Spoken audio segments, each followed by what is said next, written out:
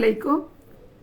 हम आज का लाइव सेशन का आगाज़ करते हैं। आज का लाइव सेशन है अथॉरिटेरियन पेरेंटिंग के ऊपर कि उसके बच्चों के ऊपर क्या असरात होते हैं। और इस टॉपिक पर बात करने के लिए मैं पाकिस्तान से और डॉक्टर माज़ा अमेरिका से कनेक्टेड हैं। डॉक्टर माज़ा इस वक्त पे हमारे साथ आ गई हैं और हम अब उनको ज्वाइन करवाएंगे।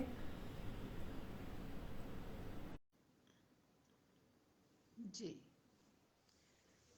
तो अभी डॉक्टर माज़ा हमारे साथ कनेक्ट हो जाएंगी तो फिर हम इस टॉपिक पर बात शुरू करते हैं।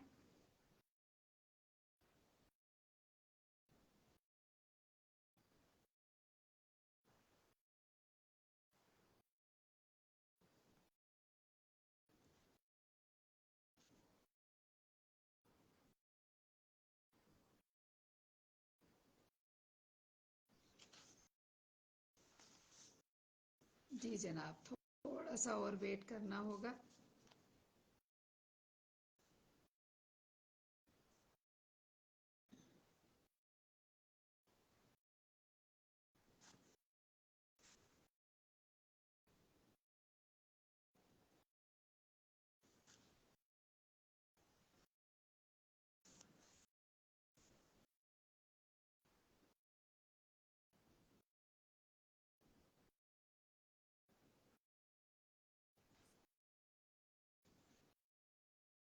जी, आई थिंक इंस्टाग्राम का कोई इशू आ रहा है।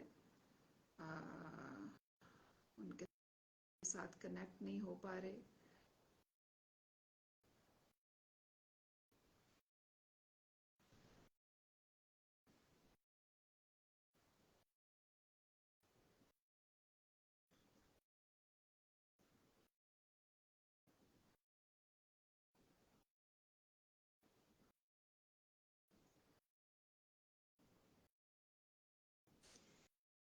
होपफुली कि अब कनेक्ट हो जाए। We are waiting for doctor Maaza.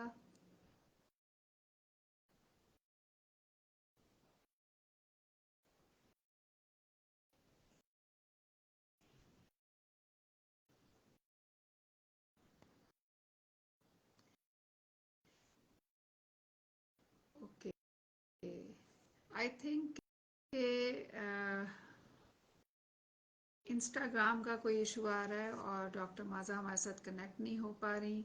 बहुत इम्पोर्टेंट टॉपिक है और इसके ऊपर हम दोनों बात करना चाह रहे हैं, but there is some issue with Instagram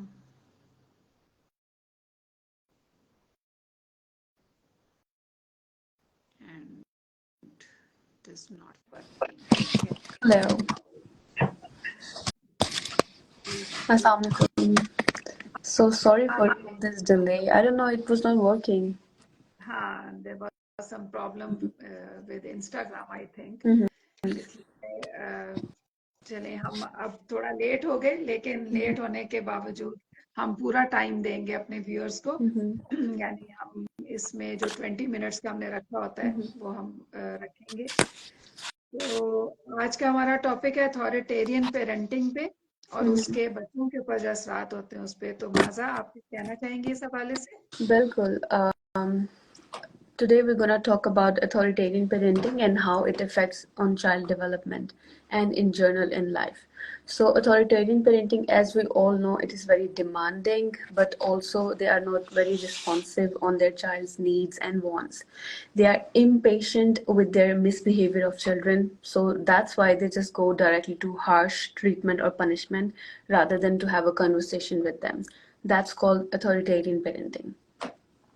बिल्कुल सही आपने कहा। यानी वालिदैन जो है वो बच्चों के साथ एक वार्मथ और एक लव वाला रिलेशन नहीं रखते हैं, बल्कि वो अपने जो मयार उन्होंने सेट किए होते हैं बच्चों के लिए, उन मयारात पर पूरा उतारने के लिए बच्चों को फोर्स करते हैं, उनको कंट्रोल करने की कोशिश करते हैं, उनको थ्रेट करते हैं, धमकाते हैं, या उनको पनिशमेंट के साथ अपने मयारात पे, यानी जो उन्होंने रखा हुआ है कि सपोज के बच्चे को ऐसे बिहेव करना चाहिए, ऐसे बात करनी चाहिए, इतने मार्क्स लेने चाहिए, तो वो उनके ऊपर उनको लाने की कोशिश करते हैं कि वो उनके हिसाब से चलें।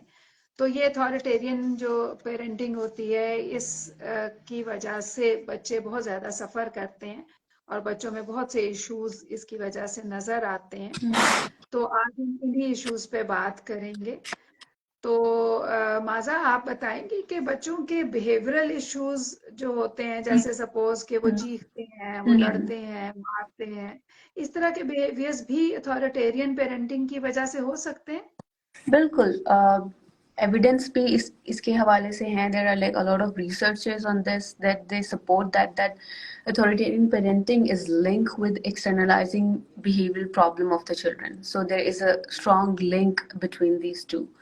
And there are researches which shows that if the child is under the supervision of an authoritarian parent, then what happened at that time might be there are no some problem, but later in their life they're gonna get a lot of externalizing behavior problem. In externalizing behavior problems, we all know there is like a breach of they wanna break the rules, or they are very impatient. They get all these from their parents because their parents all the time they want to have a strict rule, and in all that strictness what children gonna do, they're gonna break it because they also want to go with their own things. So on that way they break the rules. So this the externalizing behavioral problem, they have direct link with authoritarian parenting. बिल्कुल सही कहा आपने माज़ा। इसमें बच्चों के ऊपर जब वालिदैन कंट्रोलिंग बिहेवियर शो करते हैं, अपनी मर्जी से चलाते हैं, they always want yes from their children, तो उसके नतीजे में जैसे ही बच्चे थोड़े से बड़े होते हैं, टीन एज में आते हैं या यंग एडल्टहुड में आते हैं, तो उनके एक्सटर्नलाइजिंग बिहेवियर, इसी तरह के जो बिहेवियर्स हैं, ये बहुत ज्यादा नुमाया नजर आते हैं। और इसी वजह से टीन एज में वालिदैन अक्सर कहते हैं कि जी अब बच्चे कंट्रोल में नहीं आ रहे हैं, बच्चों में प्रॉब्लम्स आ रहे हैं, बच्चे हमारी नहीं सुनते हैं, उनको हम कुछ कहते हैं तो वो हमसे ज्यादा आगे गुस्से में हमें बोलते हैं, हम उन्हें रोकते हैं तो वो आगे से लड़ाई करते हैं या बहुत मिसबिहेव करते हैं, चीजें तोड़ते हैं।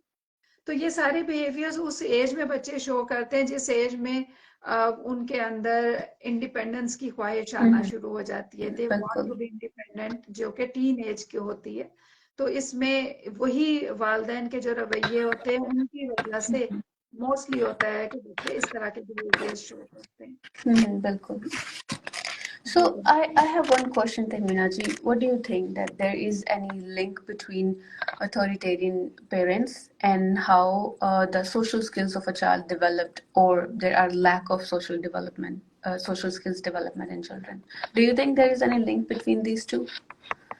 बिल्कुल, जो अथॉरिटेरियन पेरेंटिंग होती है उसका जो सोशलाइज करना है या सोशल एस्पेक्ट जो है इसके ऊपर बहुत ज्यादा असर होता है, इसलिए कि जो अथॉरिटेरियन पेरेंट्स होते हैं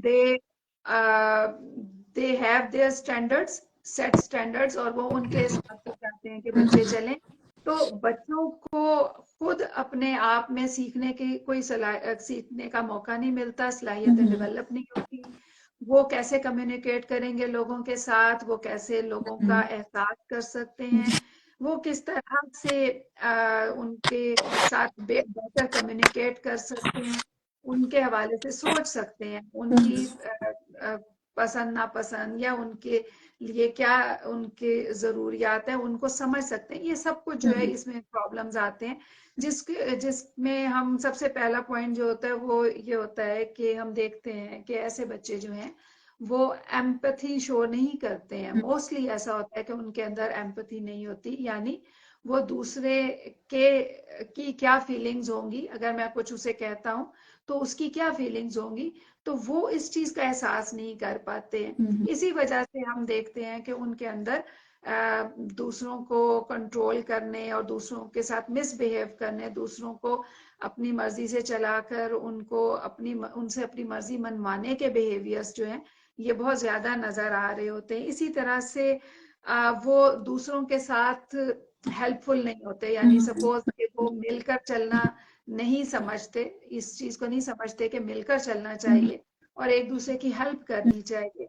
इसी तरह से उनके क्लासमेट्स, उनके टीचर्स, उनके साथ जितने भी लोग लिंक्ड होते हैं, वो लोग जो हैं वो इन बच्चों के साथ मिलकर चलना या इनके साथ कम्युनिकेट करना इसमें वो कंफर्टेबल नहीं होते, इसलिए कि इन बच्चों ने अ, अपने आप में वो चीजें, वो बिहेवियर सीखे ही नहीं होते। वालदेन की मर्जी से चल रहे हैं, वालदेन ने कहा ये करो, वो कर रहे हैं, या फिर रेबेलियन बिहेवियर्स हो रहे हैं उनके।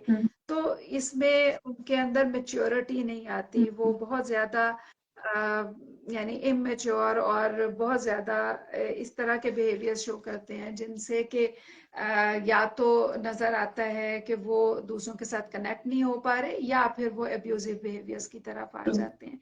तो सोशल स्किल्स जो हैं ये लर्न करने के लिए बच्चों के लिए जरूरी है कि उनको वालदेन उनके लेवल पे आकर उनकी लर्निंग पर फोकस करते हुए उनको सिखाएं कि कैसे मिलकर रहा जाता है, और ये अथॉरिटेरियन वालदेन नहीं कर पाते हैं। बिल्कुल बिल्कुल। जी बिल्कुल। तो सोशल स्किल्स जो है इनके साथ साथ हम देखते हैं कि बुलिंग का भी एक रवैया है जो कि नजर आता है, जैसे कि मैंने कहा कि वो empathy नहीं शो कर पाते, तो बिल्कुल उसी तरह से वो जब एम्पथी शो नहीं करते तो they can't feel for others, so they try to bully others, यानी बुली करने का रवैया उनके अंदर आना शुरू हो जाता है, और वो बुली करके दूसरे को उससे अपनी मर्जी कराना चाहते हैं। इसको भी अगर हम देखें तो बिल्कुल वही पैटर्न होता है कि वालदेन अपनी पावर को अब्यूज कर रहे हैं और बच्चे अपनी पावर को अब्यूज कर रहे हैं दूसरे बच्चों के साथ, जिसको कि हम बुलिंग का रवैया कहते हैं। There is also one thing, Tehmina ji, that if they are get bullying by somebody, they also bully others. As या they also bully others, but they also bully by other people as well, because unko question, they don't know how to question. Authoritarian parenting teaches them that they should not question on authority, so they don't question. If they saw somebody who's more powerful from them, they don't question them, they just accept whatever it is, and they get bullied by the other people as well. That's why there's also one more link. There is also major flow back in academic achievement as well. So these children who are reared through authoritarian parenting, their academic achievement is also lowered down because they are bullying by their parents. Their parents do shame game with them. So if they have below average scores, or their scores are like F grade or something, then they are being bullied and being shame game by their parents. So if they get this from their parents, maybe for further they start developing emotional behavior problems, because if they are not getting the support from their parents, and they're getting the shame, like you have done this, your grades are this, you are like zero, then they start getting emotional behavioral problems, and also it affects their academic achievement. Maybe for further they don't have any motivation to do something. So it also affects their emotional behavior problems. It also affects their academic achievement, and that's also a reason that the children of authoritarian parents, they also does not have much social skills as well. So authoritarian parenting style affects almost all aspects of development. Either it's an emotional behavioral problem, externalizing problem, social skills, academic achievement. Each and every aspect does affect by authoritarian parenting style. So there is one बिल्कुल question, Tehmina ji. I have one question. But in our culture, in South Asian most, and even in Central Asia, mostly we can see authoritarian parenting style. So in these culture, some of we can see that some people who are reared through authoritarian parenting, they are doing better in their life. So what are the reasons do you think there are? As we can see, as I know, one reason can be that peer pressure. Their peer is like one who support them having good achievement in academics or having good things, so they start doing that. This factor affect their all negative effect, and their pressure effect is like good effect, so they start doing good in their life. If they are not getting support from their family, they are getting support from their peer, so they get the good in life. So what are the other reasons do you think can be? देखो जो ये authoritarian parenting होती है, Mhm. इसके साथ हम देखते हैं कि हमारी सोसाइटी में ये बहुत Mhm. ज्यादा प्रिवेल करती है। और इसके साथ अगर कुछ बच्चे अच्छा परफॉर्म करते हैं Mhm. तो उसकी वजह, एक तो जो आप खुद बता रहे हो कि पीयर प्रेशर होता है, वो तो होती ही है। वो तो इम्पोर्टेंट है, Mhm. लेकिन साथ ही साथ एक और एस्पेक्ट ये होता है कि वालिदैन जो हैं वो बच्चों को बच्चों के लिए जो मयार सेट करते हैं यानी जैसे सपोज के you have to get good marks.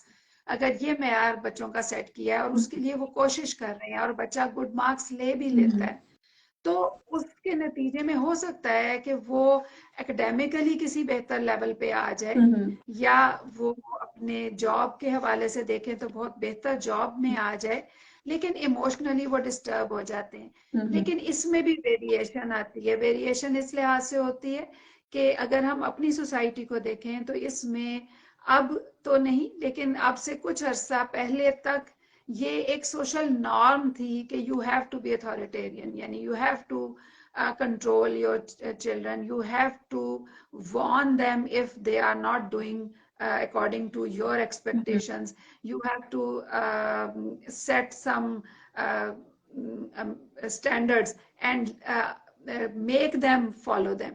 यानी Mhm. इस तरह की जो सिचुएशन है ये अब बहुत कम होती चली जा रही है, लेकिन ये शुरू से चली आ रही थी। तो जब बच्चों को पता होता है कि जी these are the standards and Mhm. These are the social norms, यानी सब जो हैं वो ऐसा ही करते हैं, और सबके वालिदैन जो है इसी तरह से वो उनको पनिश करेंगे अगर वो पढ़ाई नहीं कर रहे, या वो अगर मिसबिहेव कर रहे हैं तो उस पर Mhm. पनिश करेंगे, और वो उनको थ्रेट करेंगे कि if you will not get this marks then you will not get this thing. तो इस Mhm. तरह के जब बिहेवियर्स बच्चे देखते हैं और वो उनसे डिसेंसिटाइज भी हो गए होते हैं, यानी उनके असरात उनके ऊपर कम होना शुरू हो जाते हैं, और देखते हैं कि सब ऐसा कर रहे हैं, तो वो बच्चे फिर उतना ज्यादा अफेक्ट नहीं लेते Mhm. हैं।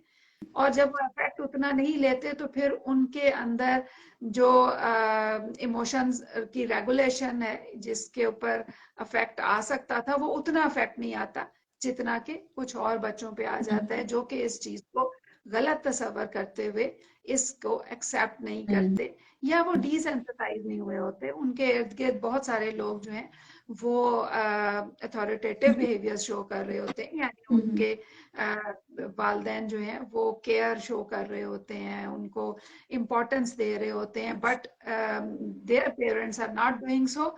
तो इसमें फिर वो ये सारे इमोशनल इश्यूज, वो बिहेवियरल इश्यूज, एकेडमिक्स में इश्यूज, ये सब Mhm. फील करना शुरू हो जाते हैं। तो ये बहुत इम्पोर्टेंट पॉइंट होता है कि आप अपने बच्चों को किस तरह की ट्रेनिंग दे रहे हैं, किस तरह से उनको ट्रेनिंग दे रहे हैं। अगर आप थ्रेट करके कोई काम करवाएंगे तो बच्चा भी थ्रेट करना सीखेगा, और Mhm. जब वो थ्रेट करके डर कर वो काम करेगा, थ्रेट में डर होता है ना। वालिदैन कहते हैं कि अगर ये नहीं किया तो हम ये कर देंगे, Mhm. तो उसमें वो डर के साथ अगर बच्चा वो काम करता है तो इसका मतलब है बच्चा दिल से नहीं वो कर रहा। और अगर वो दिल से नहीं कर रहा तो इसका मतलब है कि वो आज तो डर की वजह से थोड़ा बहुत अच्छा कर रहा है, लेकिन जैसे ही वो सेल्फ सफिशिएंट होने वाली स्टेज आई, इंडिपेंडेंस वाली स्टेज आई, Mhm. तो फिर वो पुश जब नहीं था तो वो काम नहीं करेगा जिसको उसे That's the थ्रेट करके। that's the reason that these children who are like bear through authoritarian parenting, they tune out from their parents as they get older, as they get much you know acceptance in other things in life. They tune out from their parents. That's the reason. So there is one बिल्कुल सही। more thing that Tehminaji, what does authoritarian parenting is the development of child's moral sense? Is that support moral sense or it does not support moral sense of a child? देखिए, इसमें जो moral sense है उसको वालिदैन जब उसको अहमियत देते हैं और चाहते हैं कि बच्चे मॉरली साउंड हो और ज्यादा बेहतर उनकी पर्सनालिटी डेवलपमेंट हो, तो उसके लिए वो जब अथॉरिटेरियन वालिदैन जब उनको इस तरह से बेहतर बनाने की कोशिश करते हैं, तो उनके अपने जो लेवल होता है, सपोज के वालिदैन जो है अगर कंट्रोल करके जबरदस्ती, yes this is the right thing, you have to do this thing, अगर वो फोर्सफुली उनको करते हैं और उनको लॉजिक नहीं देते हैं, तो वो मॉरल वैल्यूज जो हैं वो बच्चे, हो सकता है कि टीन एज में या हो सकता है स्टार्ट ऑफ एडल्टहुड तक उनको वो फॉलो करें, because they have to do that. लेकिन वो उसके बाद उनको, अगर वो खुद एक्सप्लोर करते हैं और जानते हैं, मालूम करते हैं कि ये गलत है या सही है, या उनके लिए फायदेमंद है या नुकसानदेह है, तो उसकी बेसिस पर तो वो उन्हें फॉलो या अनफॉलो कर सकते हैं। लेकिन मोस्टली ऐसा होता है कि वो जैसे ही इंडिपेंडेंस की स्टेज पर आते हैं तो वो मॉरल वैल्यूज जो हैं उनके लिए जस्ट अदर थिंग्स की तरह ही हो जाती हैं, कि whether they have to accept them or not, this is on their discretion, they can do whatever they want. Right. So there's also researches where they ask about moral values when they have some opinion from something in their moral values, who they go for. Either they go for their parents or somebody. So the children who are like under the supervision of authoritarian parents, mostly in that research, they saw that they go to their peers for their moral senses, or they want to have an opinion on something. They go to their peers. And the other, in authoritative parenting style, those children, they go for their parents to get the moral opinion on something. They go for their parents' opinion. So here we can see that clearly the difference of moral senses and who they follow, either their parents or either some other person who they believe or who they think that it's better to go for, rather than their parents, because their parents, they don't gonna listen, they're just gonna order and they have to follow that. That's it. बिल्कुल, ये जो last point आपने कहा ना, ये बहुत important है, they don't listen. और वो इसलिए नहीं सुनते कि वो कह रहे होते हैं, they always ask, they always want everything to be done according to their demands. तो जब वो कह रहे होते हैं, करवा रहे होते हैं, तो वो सुनते नहीं है। और हर शख्स को उस शख्स की जरूरत होती है, उस शख्स को वो इम्पोर्टेंस देता है जो उनकी बात सुने, because everyone wants to be heard. तो ये चीज जो है ये बड़ी इंपॉर्टेंट होती है, और बच्चे इसी वजह से फिर पीयर्स की तरफ जाते हैं, इसलिए कि पीयर्स जो हैं वो उनकी सुन रहे होते हैं और उनके साथ बात कर रहे होते हैं, कम्युनिकेट कर रहे होते हैं। तो बच्चे फिर मॉरल एस्पेक्ट को भी अगर हम देखें, या कोई भी एस्पेक्ट हम देखें, उसमें भी बच्चे पीयर्स को ज्यादा वैल्यू देना शुरू हो जाते हैं। और टीन एज में हमने देखा है, अपनी सोसाइटी में भी देखा है कि बच्चे जो हैं टीन एज में पीयर्स की तरफ ज्यादा अट्रैक्ट हो रहे होते हैं, इसलिए कि घर में तो उन्हें सिर्फ डिक्टेट कराया जा रहा होता है, घर में तो उन्हें फोर्स किया जा रहा होता है कि whatever they have to do, they have to accept their parents. Suppose के उनकी डिमांड, उनकी रिक्वायरमेंट्स, उनकी परमिशन उन्हें चाहिए होती है हर काम को करने के लिए। And this is the main reason कि हम देखते हैं कि बच्चे जो हैं वो टीन एज में वो फिर अपने वालिदैन से हट जाते हैं और पीयर्स की तरफ जाते हैं, जहाँ पर उनको सपोर्ट मिलती है, जहाँ पे उनको यकीन दिलाया जाता है कि they are important. All right, so let's see if we have any question. If someone have any question, you are free to ask, and Tehmina ji and I will try to best to answer that. I think we have covered almost everything in authoritarian parenting, whatever the points should be. आया था, हाँ, एक question हमें आया था कि वजह क्या होती है कि बच्चे बागी हो जाते हैं, यानी एक तो अथॉरिटेरियन वालिदैन है ना, उनकी वजह से हो सकते हैं, लेकिन इसके अलावा भी कोई और वजूहात भी होती हैं कि जिनकी वजह से बच्चे बागी हो जाते हैं, बच्चे अपने वालिदैन से यानी हेट्रेड तक चले जाते हैं, यानी नफरत तक हो जाती है उन्हें। तो इसकी और क्या वजूहात हो सकती हैं? तो इसके हवाले से I think so. When there is a communication gap between parents and a child, then these reasons come. Because agar bache they communicate with their parents about anything, then it's they have good bonding. They can share whatever they are feeling or what they are going through. If they share things, तो फिर वहाँ पर ये बागी होने वाला रवैया नहीं आता. बिल्कुल सही है। ये एक बहुत अहम पॉइंट है, इसको हमें देखना चाहिए कि बच्चों के साथ आपने कम्युनिकेट कैसे करना है, दैट इज क्वाइट इम्पोर्टेंट। इसके अलावा एक और इम्पोर्टेंट चीज होती है कि जब आपने अथॉरिटेटिव बिहेवियर शो करना है, यानी बच्चे के साथ ऐसा रवैया रखना है कि जिसमें बच्चा बेहतर से बेहतर पर्सनालिटी उसकी हम्म डेवलप हो और जिंदगी हम्म बेहतर हो, तो उसमें जरूरी होता है कि जो रूल्स होते हैं उनको सेट किया जाए, हम्म बाउंड्री या उनकी लिमिट्स कुछ जिस विद हवाले से प्रॉपर भी आप, कम्युनिकेशन। हाँ उनको सेट किया जाए, लेकिन मिलकर सेट किया जाए, यानी हम्म वालिदैन और बच्चे मिलकर उस पर डिस्कस हम्म करके उनके एक दूसरे के साथ बात करके उनको सेट करें और फिर उनको फॉलो कराया जाए। यानी वो जो हम्म परमिसिव बिहेवियर होता है ना कि जी अब कुछ भी नहीं, कोई लिमिट्स नहीं, कोई रूल्स रेगुलेशन नहीं, जो मर्जी करो, वो दूसरी एक्सट्रीम होती है अथॉरिटेरियन की। तो वो तो बिल्कुल एक्सेप्टेबल नहीं दैट्स होती। तो नेग्लेक्टफुल। हाँ, तो ये जो बीच का होता है रवैया कि जिसमें आप रूल सेट करते हैं, दैट इज इम्पोर्टेंट। और हम देखते हैं कि जब रूल सेट करते हैं मिलकर और उनको फॉलो कराते हैं मिलकर, तो ये बच्चे फिर कभी बागी नहीं होते, कभी भी वो वालिदैन से इख्तलाफ नहीं करते। और अगर इख्तलाफ करते भी हैं तो इख्तलाफ को अपने आप को बेहतर से बेहतर बनाने के लिए करते हैं, और ट्रू। इस इख्तलाफ में ये नहीं होता कि वो लड़ाई कर रहे हैं, बल्कि वो एक बहस होती है जो कि एक बेहतर रिजल्ट की तरफ लेकर जाती है। द कंस्ट्रक्टिव आर्ग्यूमेंट जो है वो होता बिल्कुल है। सही। ओके। तो आई थिंक कि हमने आज काफी इस इम्पोर्टेंट टॉपिक पर बहुत इम्पोर्टेंट टॉक कर ली। तो अब हम लाइव सेशन को खत्म करते हैं, इसका टाइम हो गया है। तो रियली इंशाल्लाह ताला sorry about what happened in the beginning, I don't know what's going on, connect नहीं हो रहा हाँ, था, तो there sorry must about be that. Something. Alright. कोई बात नहीं, हम इंशाल्लाह ताला अपनी तरफ से तो हमने अभी भी कोशिश की थी कि हम प्रॉपर टाइम पे स्टार्ट करें, बट हमने टाइम पूरा दे दिया है। तो इंशाल्लाह जो जो भी इसको देख रहे हैं और देखेंगे तो वो फायदा हासिल करेंगे। तो इसके साथ ही हमें इजाजत दीजिए। अल्लाह हाफिज। ओके, अल्लाह हाफिज, बाय।